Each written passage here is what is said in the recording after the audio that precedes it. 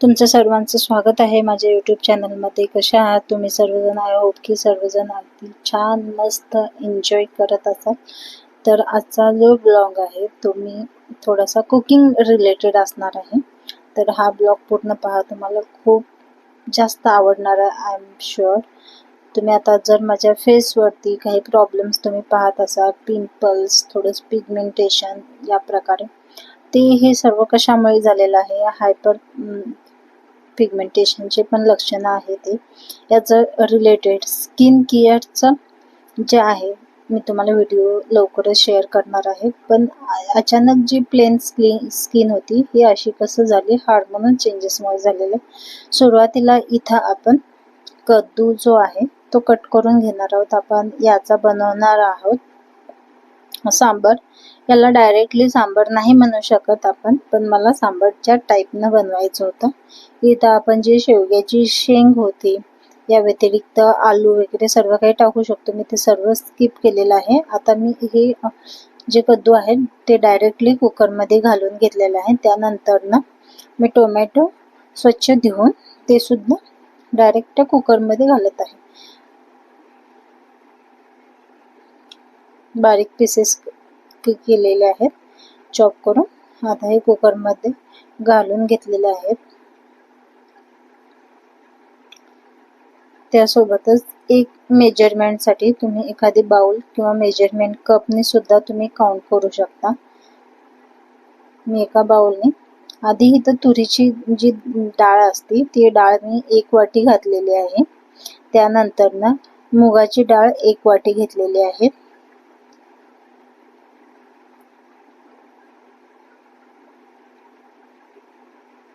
आणि थोडंसं हळद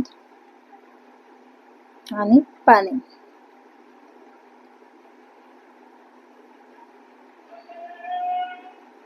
हे सर्व कुकरमध्ये घालून आपल्याला 2 ते 4 शिट्ट्या काढून घ्यायच्या आहेत.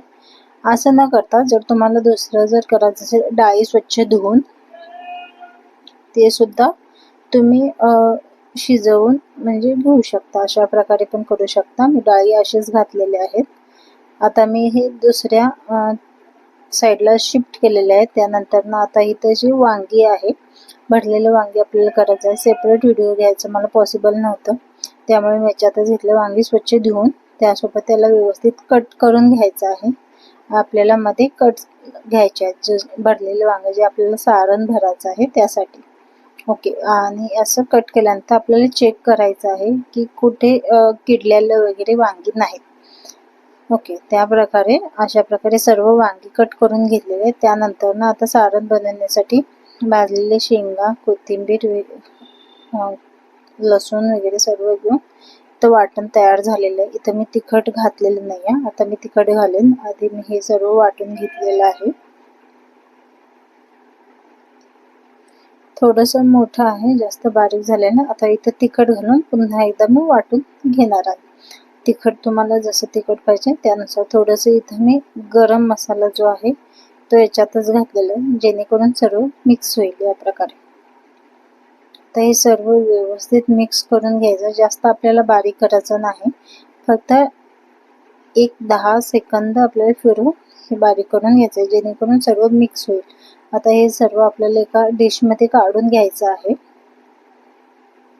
आणि पाणी अजिबात आपण घातलेलं नाही, कारण ऑलरेडी जी कोथिंबीर वगैरे आपण वापरलेलं आहे त्याला ओलसरपणा असतोच आणि ते चिकट होतं. ओके. त्या प्रकारे आता नेक्स्ट आपण इथं करत आहोत, जे वांगी आपण चिरून घेतलेले आहेत त्यामध्ये भरगच्च असं सारण भरून घेत आहोत. जितकं सारण बसेल तितकं तुम्हाला दाबून प्रेस करून त्याच्यामध्ये भरपूर सारण घालायचं आहे. आणि ते सारण बाहेर येणार नाही म्हणून त्याला दाबायचं आहे वांग्याला. जेव्हा तुम्ही भरलेले वांगी करायला घेतात त्यावेळेस तुम्हाला वांगी हलकीशी कवळी असायला पाहिजे, अशी वांगी तुम्हाला बघून घ्यायचे. जर खूप निब्बर असेल तर अशी वांगी घ्यायचं नाही. जितकं आता इथं आपण शेंगाचं कूट वापरलेलं आहे. शेंगदाण्याच्या कूट ऐवजी तुम्ही तिळाचं कूट सुद्धा यूज करू शकता. तेही खूप टेस्टी होते, स्वादिष्ट होते भाजी. तशी सुद्धा सहसा तर शेंगदाण्याचं कूट वापरलं जातं, पण तुम्ही वेगवेगळ्या तिळाचं कूट वगैरे पण वापरू शकता. इथं आपण सर्व वांगी भरून घेणार आहोत. आधी सुरुवातीला सर्व वांगी भरून घ्यायचे आणि जे सारण उरलेलं आहे ते तुम्ही फ्रीजमध्ये स्टोअर करून वापरू सुद्धा शकता. जर तुम्हाला स्टोअर करायचं नसेल तर भाजीमध्ये सुद्धा तुम्ही ते वापरू शकता.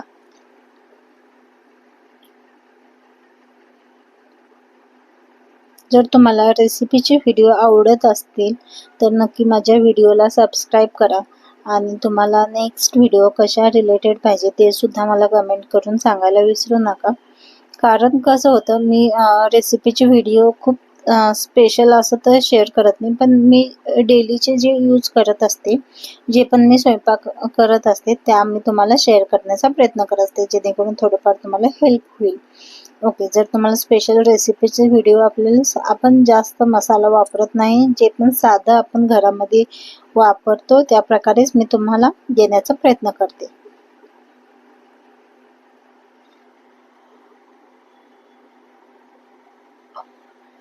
जास्त मसाले पण वापरत नसतो. कुणाकुणाला जास्त आवडतं तर कुणाकुणाला आवडत नाही. इथं मी कढई ठेवून तेल तापवून घेतलेलं आहे. त्यामध्ये थोडेसे अर्धा टेबलस्पून थोडंसं जिरे टाकले. त्यानंतर ना 7-8 कडीपत्त्याचे पानं घालून घेतलेले. गॅसचा फ्लेम स्लो करून घेतलेला आहे. त्यानंतर ना जी वांगे आपण सारण भरून घेतलेले होते ते सर्व तेलामध्ये घातलेले आहेत. तेलामध्ये सोडून आपल्याला हलकेसे परतून घ्यायचे आहेत.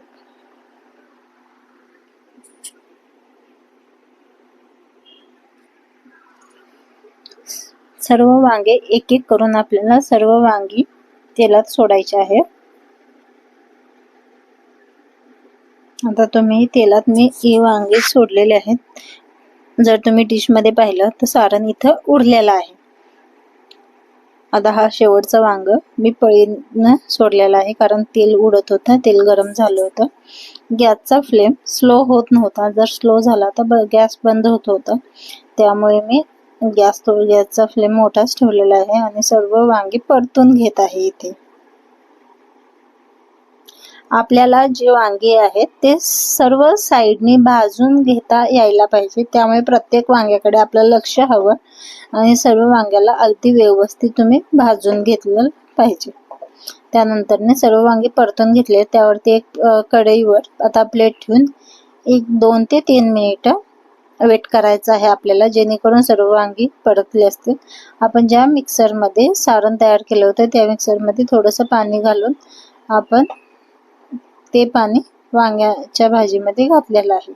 आता हे जे पाणी आहे हे सर्व वांगी व्यवस्थित शिजून निघतात. त्याच्यामध्ये थोडंसं मी आणखीन मिक्सरमध्ये पाणी घालून घातलेलं आहे. आता हे सर्व आपल्याला मिक्स करायचं आहे. इतकं जर पाणी नाही घातला, रस्सा नाही केला तरी चालतं, काही हरकत नाही. माझ्याकडून जास्त झालेलं आहे इथे.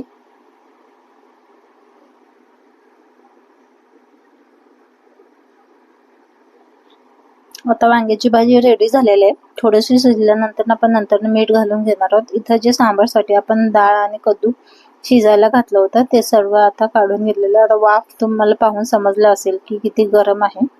मी हलकासा पळीच्या साह्याने त्याला मॅश करून घेत आहे. मला जास्त पण बारीक करायचं, पळीच्या साह्यानेच झालेलं आहे अगदी व्यवस्थित. तिथे वांग्याची भाजी रेडी झालेली आहे. आता मी ते दुसरीकडे शिफ्ट केलं. त्यानंतर एक पातेलं ठेवलं आणि आता तेल घालते. आता आपण सांबारची तयारी करून घेणार आहोत. 2 माप इथे मी तेल घालून घेतलेलं आहे.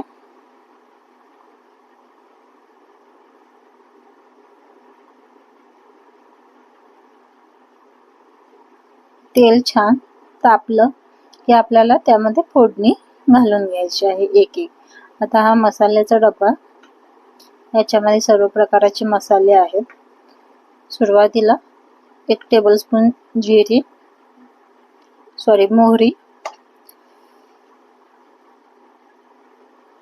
मोहरी छान तडतडली. त्यानंतर जिरे घालून घ्यायचं. अद्रक लसूण पेस्ट घातलेली आहे इथे.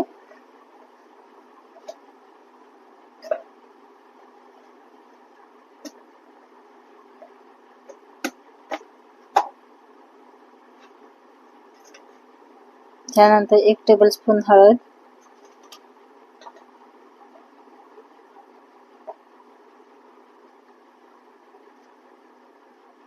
सर्व व्यवस्थित मिक्स करून घ्यायचे।